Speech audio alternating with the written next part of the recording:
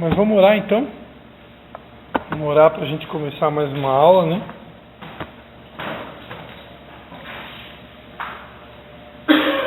Vou dar a honra para a Edna aí, né? Chegou de viagem, né? Chegou de viagem, deixa ela orar. Acho que semana passada foi os homens, né? Acho que foi o Leandro e o Marcel, né? Então vamos dar a honra para a única mulher bem-aventurada hoje aí. Senhor, obrigado por estar mais aqui, Senhor, reunido na tua casa, Senhor, para estudar mais um pouco a tua palavra, Senhor. Que essa ministração, Senhor, da tua palavra enche o nosso coração, que nós venhamos aprender cada vez mais, para ser líderes, Senhor, de excelência, Pai. Que o Senhor venha falar, Senhor, e nós possamos entender, Pai. Que abençoa, Senhor, a vida de cada um que está e aqueles que não puderem vir também, Pai. Vai de encontro com cada um, Senhor. E abençoa também a vida do pastor Cristo, Senhor, que está aqui à disposição para nos ensinar. Amém. Amém, Senhor. Amém, queridos. Pode se sentar. Então, para aqueles que não puderam vir nas últimas aulas, né, nós estamos estudando sobre aconselhamento. Né?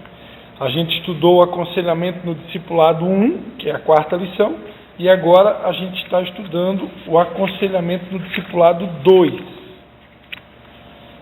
E depois vai ter ainda o aconselhamento no discipulado 3. Ou seja, são 3 lições só preparando vocês, treinando vocês para o aconselhamento. Né? Quando alguém vir desabafar com vocês, quando alguém vir confessar pecado para vocês, quando alguém vir abrir o coração para vocês, está passando uma guerra na célula, em casa, no casamento, na família, no trabalho, como que eu vou lidar com essas pessoas? Como que se aconselha? Né? Então a gente está vendo aqui vários princípios, né? Já avisando de antemão, algo muito trivial, fundamental, tipo chover no molhado, mas a gente acabou comentando esse assunto agora um pouquinho aqui, antes de começar a aula, que é a questão da oração. Né? Então, para todos os efeitos, com certeza a gente vai estar vendo isso aqui durante a aula, mas já passando essa informação já no começo de tudo, né? Que a melhor forma de aconselhar alguém é através da oração em espírito, né? Eu preciso, enquanto alguém vem desabafar comigo, eu preciso criar esse hábito de orar com a mente o tempo todo. Senhor, só tu tens, lembra das palavras de Pedro, né? Só tu tens as palavras de vida eterna. Então, se eu criar esse hábito de o tempo todo orar e pedir, como diz lá em 1 Tessalonicenses, orar sem cessar, orar em todo o tempo, né? De pedir, Espírito Santo, me dirige, Espírito Santo, me dá sabedoria, Espírito Santo, o que eu falo? Porque se eu não fizer a oração, claro, normalmente Deus, todo mundo aqui já está sendo capacitado por Deus, né? E quando surge uma situação, aparentemente a gente deveria estar preparado para ela. Mas se eu orar, Deus pode me dar. A Bíblia fala sobre palavra de sabedoria e palavra de conhecimento. São dons dados pelo Espírito Santo. O que é uma palavra de sabedoria? A palavra de sabedoria é uma palavra que vem diretamente de Deus. Sabe quando tem uma bucha, um pepino para descascar? Lá na fábrica deve ter de vez em quando, né? Então tem coisas que acontecem na vida da gente que a gente não sabe nem como responder. Se eu orar, Senhor, me dá uma palavra de sabedoria, me dá uma palavra de conhecimento, Deus te dá uma palavra que vem diretamente do céu para poder ajudar aquela pessoa, entendeu? Então a oração é a chave número 1 no aconselhamento. Mas claro, agora a gente está estudando sobre vários conselhos, várias dicas que vão nos ajudar durante o aconselhamento, né? Semana passada, por exemplo, na lição 4, a gente aprendeu que o aconselhamento tem que ser feito por um cristão, precisa estar centrado em Jesus Cristo, precisa estar alicerçado na igreja, precisa estar centrado na palavra de Deus, né? Na Escritura Sagrada. Né? Então, a gente aprendeu que todas as vidas precisam de Deus, precisam ser redimidas e ter a sua alma restaurada e precisam da misericórdia de Deus, né? Então, quando eu estou aconselhando alguém, eu sempre tenho que aconselhar com olhos de misericórdia, né? Eu não posso ser aquela pessoa que, às vezes, quando nós estamos feridos, e nosso coração também endurecido, a gente pode correr o risco de uma pessoa vem desabafar com a gente, eu boto mais lenha na fogueira ainda, né? Já está pegando fogo, eu boto mais lenha, em vez de eu ser um bombeiro que vai tentar apagar o fogo, eu boto mais lenha ainda, né? Não sei se vocês já passaram por isso, eu já passei, né? Porque tudo depende de como você está, né? E naquele momento quando a pessoa vem desabafar com você, e eu preciso, a Bíblia diz que nós somos ministros da reconciliação. A Bíblia fala em 1 Coríntios que Deus nos deu o ministério da reconciliação. E o que faz alguém que recebe? E esse ministério da reconciliação é para todos. Tá? Todos os cristãos na face da terra, você lê lá, vamos ler, né? Que a gente é dirigido pelo Espírito, né? 1 Coríntios.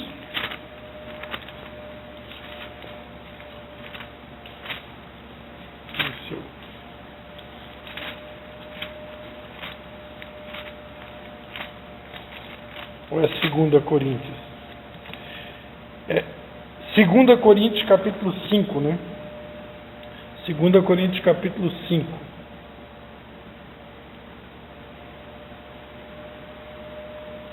Segunda Coríntios 5, do 17 em diante, vai dizer assim, ó: portanto, se alguém está em Cristo, nova criatura é.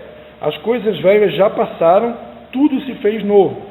E tudo isto provém de Deus, que nos reconciliou consigo mesmo por Jesus Cristo e nos deu o ministério da reconciliação. Isto é, Deus estava em Cristo reconciliando consigo o mundo, não imputando aos homens os seus pecados, e nos confiou a palavra da reconciliação. De sorte que somos embaixadores da parte de Cristo, como se Deus por nós rogasse. Rogamos-vos da parte de Cristo que vos reconcilieis com Deus. Então aqui, ó, 2 vezes ele repete no versículo 18 e no 19 que Deus nos deu o ministério da reconciliação e a palavra da reconciliação. Ou seja, o que eu já ensinei para vocês, né? O propósito da cruz, né? A cruz significa Jesus morreu para reconciliar o homem com o homem e reconciliar o homem com Deus. A barra vertical e a barra horizontal da cruz, né? Então, a reconciliação do homem com o homem e do homem com Deus. Isso é o propósito da cruz. Jesus morreu para reconciliar todo mundo. Então, como um conselheiro, eu sempre preciso promover a reconciliação. Eu sempre tenho que lutar pela paz, né? A Bíblia diz, no que depender de vós, busquem a paz com todos os homens. Às vezes não dá. Tem situações que a gente não consegue, né? Por mais que a gente se esforce, não dá. Mas essa é a vontade de Deus, que a gente busca promover a paz, né? Jesus é o príncipe da paz. Então eu tenho esse trabalho da reconciliação. Só que se eu não estou bem, eu posso botar mais lenha no fogo ainda, enquanto que eu deveria apagar o fogo, né? Então, muito importante essa informação, né? Por isso a oração, né? Orar pedindo o tempo todo, pedindo a sabedoria de Deus, Senhor, como que eu vou resolver esse abacaxi, como que eu vou descascar esse pepino? Porque se eu tentar na força do braço, eu até posso, mas a chance de eu errar é maior, é bem maior, né? Introdução, então vamos para a introdução. Só uma dica de ouro aí, bem no início de tudo, vindo diretamente do céu para nós. Aconselhamento, todo mundo está aí? Introdução? Aconselhamento é uma tarefa imprescindível de todo aquele que ama a Jesus e por ele dá a sua vida. O exercício do ministério de aconselhamento não pode ser ignorado, pois inevitavelmente os discípulos virão à sua procura buscando uma orientação para suas dificuldades e uma solução para seus conflitos, né? Então é inevitável, como está dizendo aqui, é inevitável que mais cedo ou mais tarde vai surgir algum conflito, vai surgir alguma dificuldade, vai surgir alguma demanda na vida do discípulo. E quando o discípulo vem, eu preciso estar preparado. Que tem situações que eles vêm cheio de coisa cabeluda, de pepino para descascar, né? E se eu preciso estar preparado, né? Preciso estar preparado para poder auxiliar, né? Eu gosto muito de fazer a brincadeira, né? que eu trabalhei muitos anos com salão de beleza, e foram 9 anos trabalhando em salão de beleza, vendendo produtos para cabeleireira, e eu descobri, né, que as manicure, elas são as coaches do passado, né, e do presente ainda, né, porque manicure a minha esposa hoje trabalha com estética também, né, são quando a pessoa deita ali na maca para receber uma massagem, fazer um procedimento, ou quando a pessoa vai na manicure ali fazer a unha, aquele momento é um momento relax, né? Hoje eu fui cortar o meu cabelo, vocês viram, né? Vocês perceberam que eu cortei o cabelo. Aí, ali também, quando vai lavar o cabelo, é aquele momento relax, né? Então, geralmente, no salão, né? Com a manicure, é aquele momento que a pessoa desabafa, né? E conta tudo, né? Se a manicure é uma manicure cristã, ela vai poder aconselhar segundo a Bíblia, segundo a palavra de Deus. Agora, se a manicure não for cristã, será que ela está preparada para aconselhar? Um casal que, por exemplo, está à beira de um divórcio. Se ela não é cristã, ela pode botar mais gasolina ainda. Não, separa mesmo, pobre, deixa de ser tola. Esse teu marido aí, esse grosso aí, esse estúpido, brutamontes aí, eu fosse tu, já tinha separado faz tempo. Não é assim que acontece, né? No mundo. Agora, eu como um líder de célula cristão, um discípulo vem contar para mim que está querendo se separar, eu vou botar mais gasolina ou eu vou tentar ouvir, de preferência ouvir os dois lados, né, para poder chegar num acordo, né, tentar salvar aquele casamento e não destruir de vez, né? Então, o discipulador tem a obrigação de se preparar para aconselhar de forma clara e disciplinada.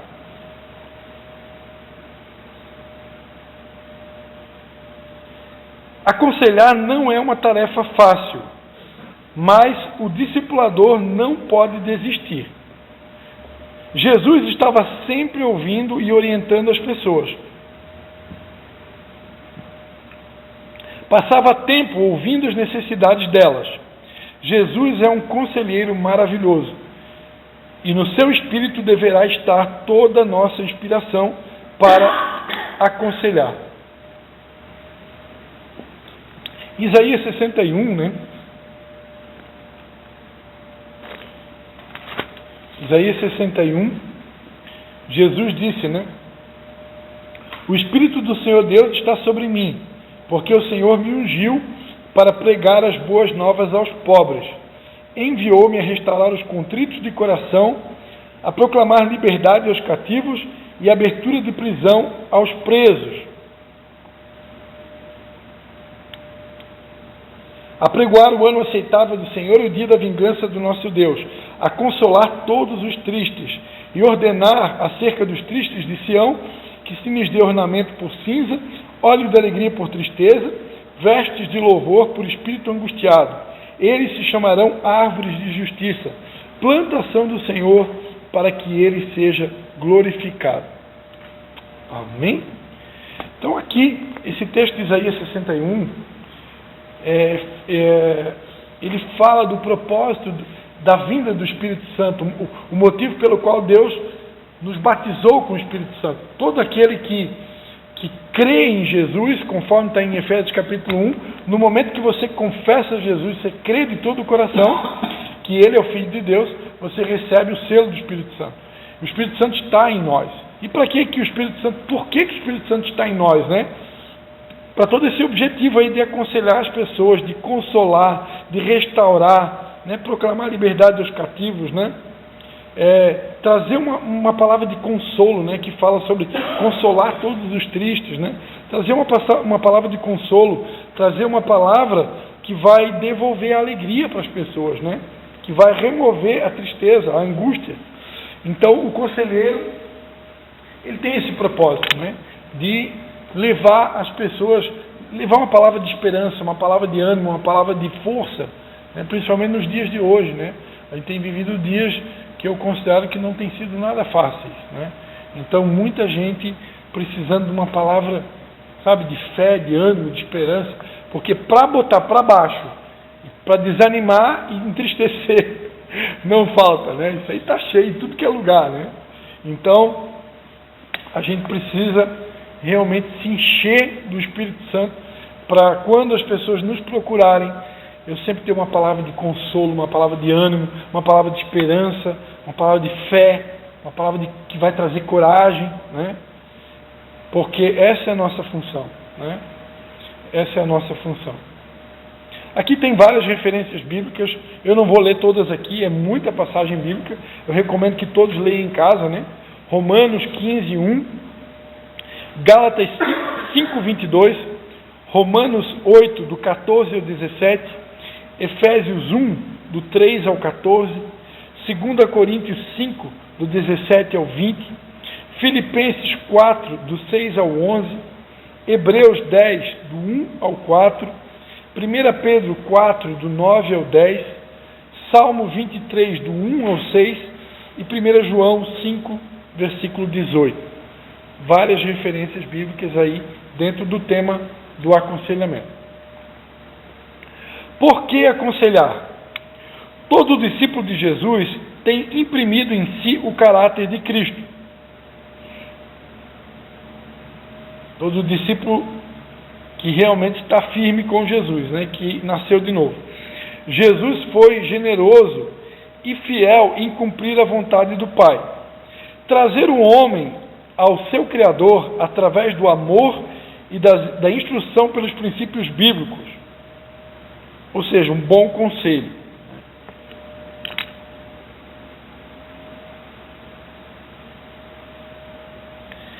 Então aqui está dizendo, né, que como conselheiro eu tenho que trazer as pessoas para perto de Deus. Trazê-las para perto de Deus. Trazer elas para perto de Jesus. Né? O mundo, ele vai fazer de tudo para afastar as pessoas de Deus e do caminho de Deus. O diabo vai... O que a Bíblia diz? O ladrão vem, senão para roubar, matar e destruir. Então o diabo, amados, ele não vem para brincar com ninguém. Eu nunca vou me esquecer, eu já tive algumas experiências com o diabo, algumas delas muito fortes. Uma delas que eu nunca vou me esquecer. Eu indo na casa de um discípulo para pegar ele para levar para a célula, e eu senti uma coisa, isso aconteceu comigo 2 vezes, uma coisa pegando no meu pescoço assim, e tentando me enforcar assim. Isso eu tive essa experiência uma vez quando eu fui na casa do discípulo buscar ele para levar na célula, e uma outra vez deitado em casa, na cama em casa, eu senti uma coisa me pegando no pescoço e tentando me enforcar, né? E era a presença do capeta ali muito forte, tentando tirar a minha vida. Eu sentia assim, né, tentando me sufocar, né? Então o diabo, ele é tão real assim como Deus, né? E a Bíblia diz que ele anda em derredor, né, rugindo como leão, buscando a quem possa devorar. O diabo, mas ele não precisa de que você cometa um pecado grave, né? Não precisa. É só uma brecha. É só uma. Não precisa ser 2 nem 3. A Bíblia diz que ele só está esperando uma brecha que você dá. E isso pode ser pastor, pode ser apóstolo, pode ser vice-deus, pode ser líder do louvor, não escapa ninguém. Qualquer um de nós der uma brechinha, né, o diabo só está esperando, né, para derrubar. Né? Então, mais do que nunca, né, tanto um líder pode ser atingido, como um discípulo que vai vir se aconselhar com você, ele pode estar vindo debaixo de uma opressão, né, que ele também foi atingido. Qual que é o nosso papel? Trazer ele de volta para Deus. Né? Se afastou de Deus, se desviou do caminho, porque o fato de eu estar vindo no culto, posso bater cartão, posso ser dizimista e posso estar desviado aqui dentro. Eu, como pastor, eu tive momentos de me perder no caminho. Mas pastor também se perde. É só vacilar, só não vacilar. Só vacilar. Né? Você pode estar batendo o cartão, vindo na igreja e está perdido dentro da igreja. Né? Então, como conselheiro, eu tenho que trazer as pessoas para Deus, trazê-las de volta para o caminho de Deus. Salmo 62, versículo 5.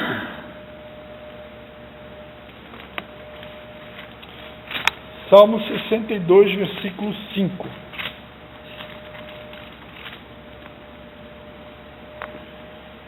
Ó minha alma, espera somente em Deus, dele vem a minha esperança. A nossa esperança vem do Senhor.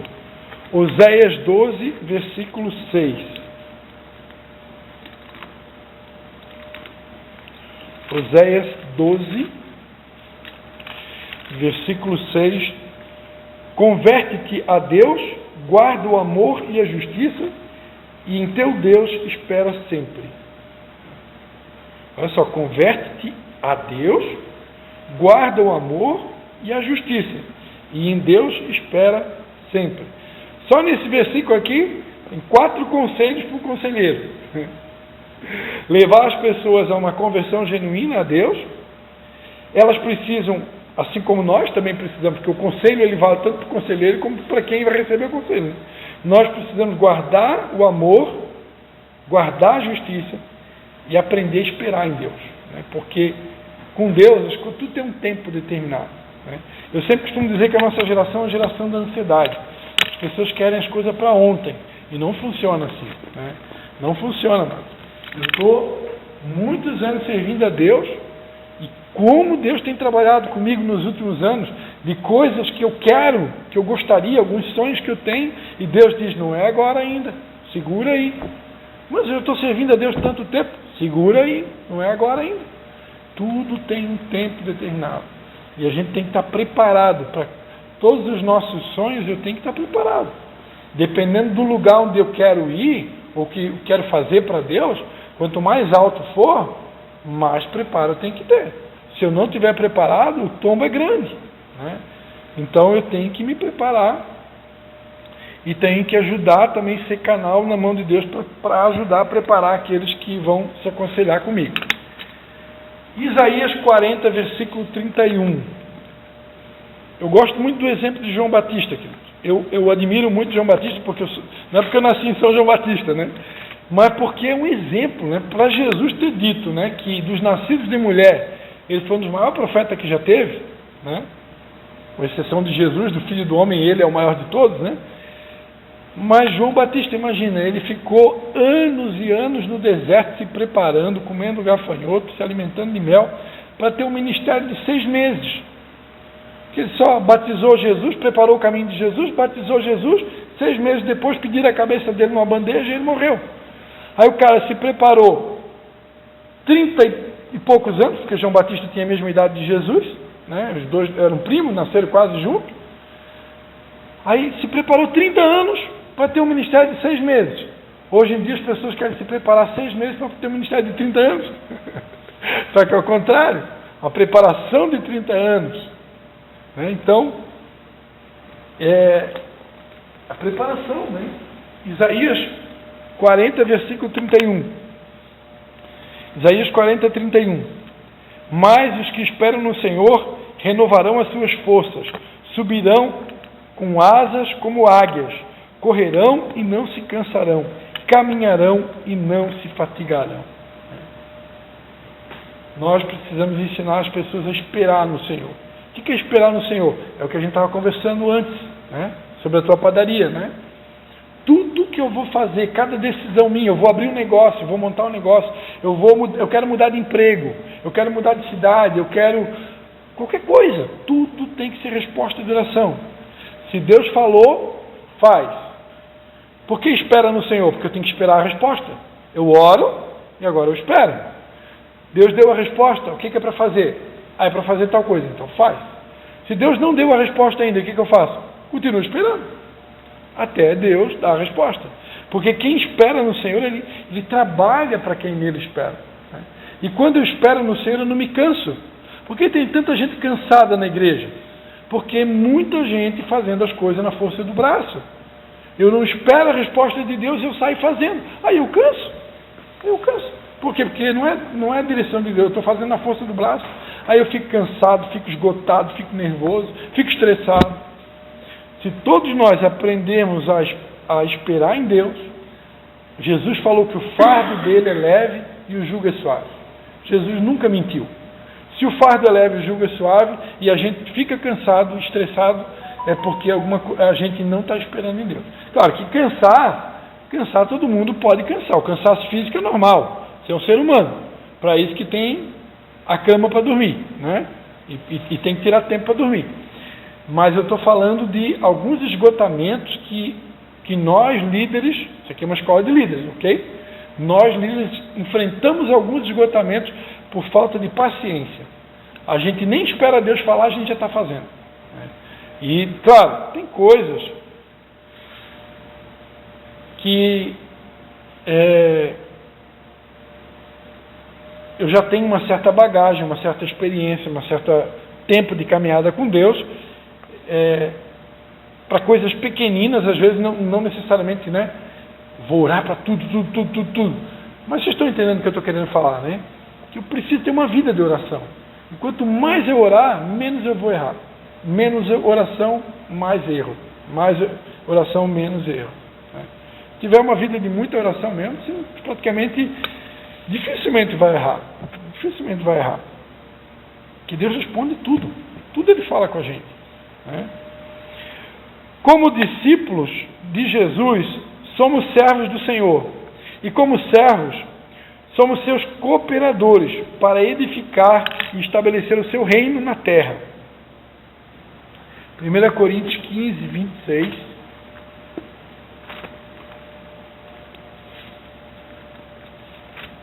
Coríntios 15, 26. Ora, o último inimigo que há de ser destruído é a morte. O último inimigo que vai ser destruído é a morte. E 1 Coríntios 14, 40. Mas faça-se tudo com decência e ordem. O reino de Deus, as coisas de Deus, devem ser feitas com decência e ordem, né? Não é feito de qualquer jeito. As coisas com Deus têm que ser decência e ordem. Se na nossa casa a gente gosta das coisas organizadas, na empresa a gente gosta das coisas organizadas, coisas bem feitas, coisas certas, que é certo, né? Agora imagina as coisas de Deus, né? Como que elas devem ser, né? Deve ser tudo com muita decência e ordem. Por isso, orientar, dar direção, aconselhar, faz parte da rotina diária de um líder de êxito, que tem atrás de si uma multidão. Claro que a gente já falou aqui para vocês que embora o objetivo número um dos principais, vamos botar um dos principais objetivos da escola de líderes, é tornar vocês capazes de ter uma célula em casa. Já falei aqui em outras aulas, vou repetir. Ninguém é obrigado a ter uma célula. Ninguém é obrigado a nada. Todos aqui são livres. Todos são livres. Agora, terminando essa escola aqui, eu garanto que vocês têm condições de ter uma célula. Vocês terão condições de ter uma célula. Estarão preparados para ter uma célula. Ah, pastor, eu não quero ter uma célula. Amém. Você vai orar a Deus, quais são os outros dons que Deus te deu, as outras habilidades que Deus te deu. Você vai buscar como que você vai usar esses dons no corpo de Cristo, né? Ah, eu gosto de orar para o doente no hospital. Eu quero montar um time de futebol que nem o Leandro e vou trabalhar com... Amém, né? Nós temos que descobrir os talentos que Deus nos deu. Agora, a igreja primitiva, ela cresceu de casa em casa. Eu estou lendo um livro, já falei para vocês, né, um livro sobre a igreja de Elim, que é uma das maiores igrejas do mundo, assim como atualmente eu até tenho que pesquisar essa informação, né? Assim como a maior igreja do mundo é a igreja do Evangelho Pleno do Po Yushu, né? Na Coreia, é a maior igreja do mundo, que também é uma igreja em células. Então, a igreja primitiva começou assim, nas casas. Então, o trabalho de casa em casa é sonho de Deus, é projeto de Deus. Eu continuo crendo que é o desejo de Deus que todo mundo tenha um grupo na sua casa. Agora, ninguém vai ser obrigado. Se eu sentir, não, pastor, eu não me sinto preparado, eu não sinto com dom para isso. Amém. A obra de Deus não é uma coisa que eu vou botar uma faca no peito e ser obrigado a fazer. Não funciona assim. Deus nem quer. Já pensou? Agora eu garanto para vocês aqui que já estão bem pertinho de se formar, né? Falta muito pouco, né? Estamos aí há alguns meses aí da formatura. Eu garanto que vocês terão condições. Botando em prática tudo que vocês aprenderam aqui, podem, com certeza, ter uma célula. Bem? Está dando para entender? E, a partir do momento que vocês estão se tornando líderes, é inevitável que vai surgir demandas de pessoas que vão procurar vocês para se aconselhar. É inevitável, né? Principalmente se tem alguém aqui que já ganhou alguma alma para Jesus, que já está discipulando alguém, que já está caminhando com alguém. Então vocês sabem muito bem do que eu estou falando, né? Porque já, com certeza, já tiveram situações que vocês precisaram aconselhar alguém, nem que seja um colega de trabalho, né? E quem é crente de verdade, que procura dar um bom testemunho, pode ter certeza, eu garanto que as pessoas vão perceber, lá no trabalho de vocês, elas vão perceber que vocês são pessoas diferentes, e na hora do pepino, na hora do abacaxi, eles vão procurar vocês para desabafar, vão procurar vocês para se aconselhar. E na hora de um abacaxi grande, ele não vai procurar o ímpio, não vai procurar uma pessoa longe de Deus, ele vai procurar vocês, que eles sabem que Deus está com a gente, né? Eles vão procurar. Então, mesmo que vocês não tenham célula, pode ter certeza, as pessoas vão procurar a gente, né? Na hora que a coisa aperta mesmo, eles correm para quem tem Deus, né? Isso em tudo que é lugar, isso é lá no governo, na política, em tudo que é lugar. Na hora que a coisa aperta mesmo para valer, pode ter certeza, eles correm para os crentes, porque os crentes sabem que tem uma palavra, tem uma resposta não baseada na nossa sabedoria própria, mas na sabedoria que vem de Deus e nos conselhos que vem de Deus. Ok?